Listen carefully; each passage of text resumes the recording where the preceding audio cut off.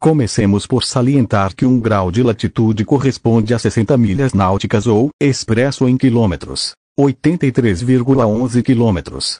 Temos então que, considerando a latitude de Sydney, 33,8 sul, temos 123,8 graus em relação ao Polo Norte, ou centro da Terra plana. Obteremos o raio do círculo correspondente, fazendo uma simples multiplicação. 123,8 vezes 83,11 igual 10.289,2 quilômetros.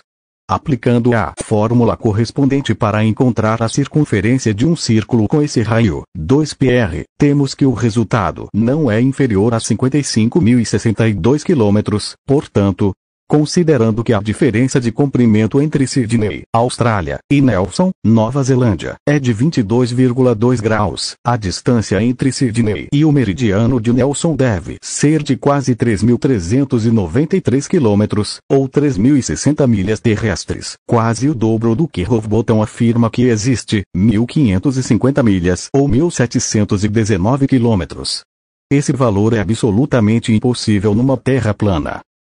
Por outro lado, como ele próprio reconhece, não tinha medidas reais das distâncias percorridas e todos os seus cálculos são aproximações.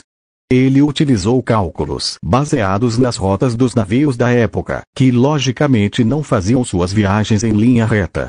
Porém, para a distância entre Melbourne e Nelson, registra uma distância de 1.400 milhas náuticas equivalente a 2.593 quilômetros. Esta distância é uma aproximação muito boa da distância real para uma rota náutica, como podemos ver na imagem a seguir. Por isso é surpreendente que ele não tenha entendido o erro que estava cometendo.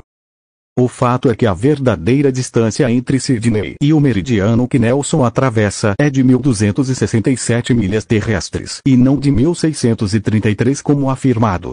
Com esses valores, se dividirmos 1.267,65 pelos 22,2 graus de diferença, obtemos que cada grau deveria ter uma separação de 57,1 milhas terrestres, praticamente igual ao que Rowbotham aponta como a medida considerada precisa naquela época, 57 milhas, como ele escreveu.